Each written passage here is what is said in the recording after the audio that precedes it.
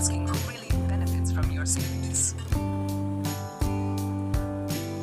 I used to believe saving money in a bank was the smartest thing to do. It felt safe, responsible, and like the first step toward a secure future. I thought that as long as I kept adding to my savings, I was making all the right moves. I saved every penny I could, feeling proud as my balance grew month after month. Watching those numbers climb gave me a sense of accomplishment and security. When I hit $100,000 in my 20s, I thought I was on the fast track to wealth. Friends and family congratulated me, and I felt like I was ahead of the game. But leaving that money in a savings account was one of my biggest financial mistakes. I didn't realize how much I was missing out on by letting it just sit there. While my money sat there earning next to nothing, it could have been working for me, growing and compounding over time. I missed out on years of potential growth and opportunity. I was so focused on the amount, I ignored what my money was actually doing. I didn't pay attention to how inflation was quietly eroding my savings value. The wake-up call came when I learned about inflation, compound interest, and investing. Suddenly I realized there was a whole world of financial knowledge I'd been missing. Suddenly I realized the system wasn't built for my benefit. The banks were making money off my deposits while I was left with scraps. The advice to just save was incomplete. It should have been save, then invest. Saving is only the first step. Investing is what truly builds wealth over time. Banks weren't partners in building wealth. They were just a temporary leaky holding place. Fees and low interest rates quietly chipped away at my progress. My real wealth wasn't in my bank account. It was in my investments, real estate, index funds, and stocks. That's where my money started to truly grow and work for me.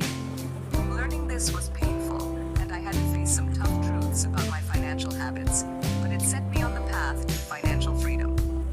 Now, I see my bank account as a tool for liquidity, not a measure of wealth. It's just a place to park money temporarily before putting it to work elsewhere. That's why I'm passionate about sharing this truth, so others can avoid the same mistakes and start building real wealth sooner. The biggest enemy of your savings account is inflation. Inflation means prices rise, and your money buys less every year. The average savings account pays almost nothing, while inflation averages around 3% or more. If your savings earn less than inflation, you're guaranteed to lose purchasing power. For example, $20,000 in a savings account, earning 0.1% interest, becomes $20,020 after a year. But if inflation is 4%, that car you wanted now costs $20,800. You're actually further from your goal, even though your balance went up. Saving in a bank account is like filling a bucket with a hole in the bottom. The bank is happy to let you fight this losing battle, using your money to make loans at much higher rates. They win, you lose. Keeping large sums in a savings account for years is a losing strategy. The only way to win is to stop using the leaky bucket. Inflation is silent, but it's relentless. Don't let it erode your hard-earned savings. Here's another secret. Banks use a system called fractional reserve banking. When you deposit money, they only keep a small fraction on hand. The rest is lent out. Your $1,000 deposit becomes $900 in loans, which gets redeposited and relent, multiplying money in the system. This is great for banks. They earn interest on money that started as your deposit. But this process also fuels inflation, making your dollars worth less over time. FDIC insurance protects you from bank failure, but not from inflation. Fractional reserve banking turns your safe deposit into a risk asset. The bank takes the reward, you bear the hidden cost. The system is rigged in their favor. Banks don't make real money from savers. They make it from borrowers. Mortgages, car loans, credit cards. This is where the profits are. Their marketing is designed to turn you from a saver into a borrower. They want you to take on debt, because that's when you become a profit center. The perfect customer isn't the millionaire saver. It's the person with a mortgage, car loan, and credit card debt. Banks play both sides. They pay lip service to saving, but push you to borrow. They profit a little when you save, but exponentially more when you borrow. Understanding this dynamic is key to breaking free from their system. Build wealth on your terms, not theirs. So, what's the solution? How do you protect yourself from the unexpected without letting your money lose value?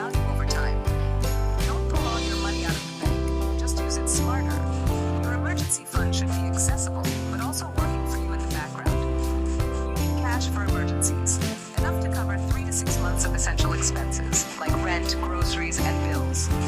This is your financial safety net, but don't leave it in a traditional savings account earning next to nothing. Most banks pay so little interest, your money barely grows at all. Move your emergency fund to a high-yield savings account, HYSA, at an online bank. These accounts are designed to help your money grow faster. These accounts offer much higher interest rates because they have lower overhead and pass those savings on to you. Opening a HYSA is easy. Just search online, pick a reputable FDIC-insured bank, and transfer your emergency fund. You can often do this in under 15 minutes. Now your cash is at least fighting inflation instead of losing value every year.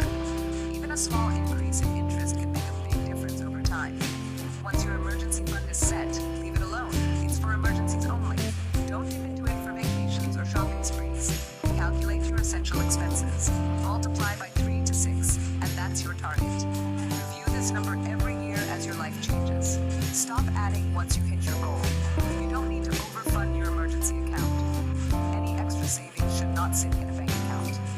Letting money pile up there means missing out on bigger opportunities. It's time to put your money to work.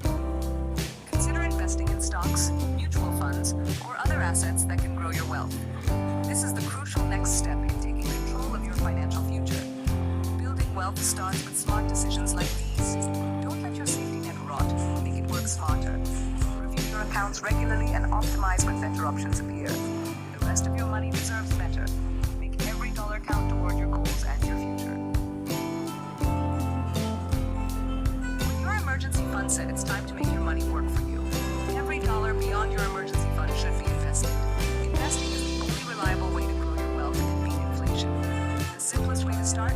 Low-cost broad market index funds or ETFs. An S&P 500 index fund lets you own a piece of 500 top companies with one purchase.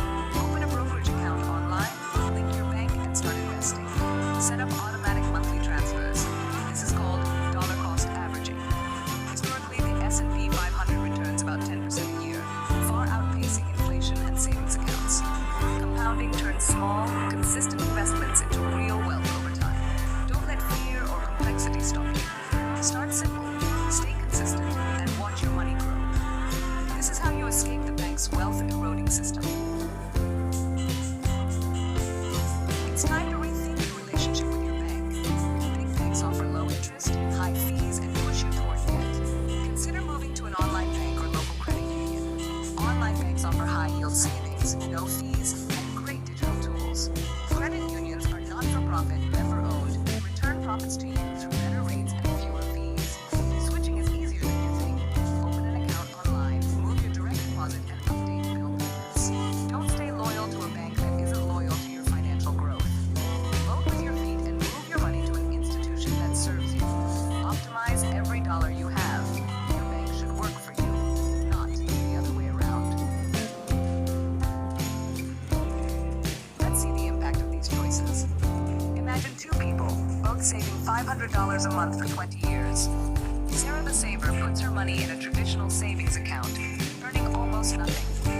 Ivan the investor keeps an emergency fund in a HYSA and invests the rest in an S&P 500 index fund. After 20 years, both have saved $120,000.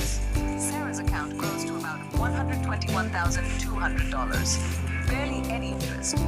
After inflation, her money is worth only about $67,000.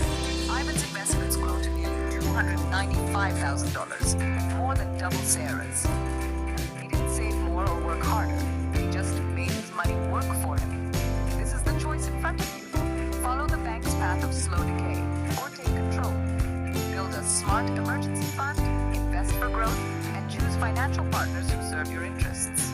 The tools are accessible, the knowledge is no longer a secret.